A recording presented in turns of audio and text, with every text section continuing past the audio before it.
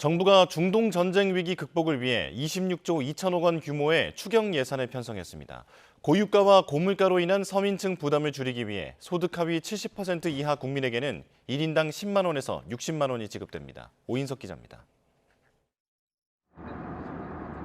정부는 중동 전쟁이 한 달 넘게 이어지면서 경제 전반의 불확실성이 빠르게 확대되고 유가 급등으로 인한 국민 부담도 증가하고 있다고 밝혔습니다.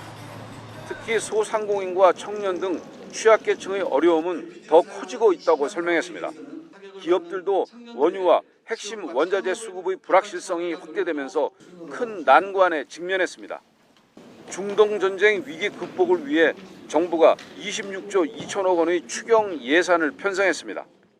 고유가 부담 완화에 10조 원을 비롯해 민생 안정과 산업 피해 최소와 공급망 안정에 각각 2조 원이 넘는 재정이 투입됩니다. 지방 재정 보강과 국채 상환도 포함됐습니다. 지금은 선제적인 대응이 무엇보다 중요합니다.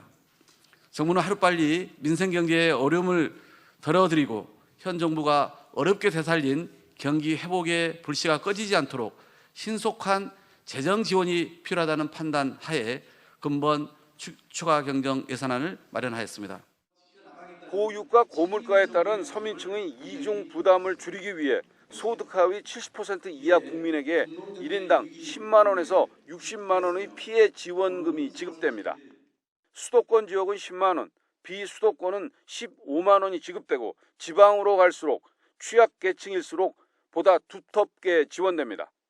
비수도권 기초수급자는 1인당 최대 60만 원이 지급됩니다. 지원금 사용처는 지역상권 활성화를 위해 지역화폐와 동일하게 설정되며 정부는 건보료 등을 통해 대상을 확정한 후 신속히 지급하기로 했습니다. 석유 최고가격제 시행에 따른 원가 손실 보전 등의 5조 원, K패스 환급률을 한시적으로 최대 30% 확대하는 대중교통 환급 지원도 추경 예산에 담겼습니다. 청년 창업과 일자리 지원을 위해 2조 원 가까운 재정이 투입됩니다. 쉬었음 청년의 노동시장 진입을 촉진하는 K-뉴딜 아카데미가 신설되고 국민 취업 지원 제도에 쉬었음 청년 3만 명이 추가됩니다.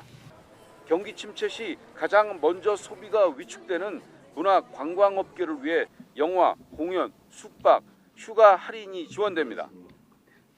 화석연료를 태양광과 풍력 등 재생에너지로 바꾸는 에너지 전환 사업과 석유화학 산업에 필수적인 나프타의 차질 없는 수급을 뒷받침하기 위한 추경도 편성됐습니다. 정부는 반도체 경기 호황과 증시 호조 등으로 예상되는 초과세수 25조 원 등을 활용해 추가 국채 발행 없이 추경 재원을 마련했다고 설명했습니다. 추경에 따른 물가 자극 영향은 제한적일 것으로 내다봤습니다. YTN 오인석입니다.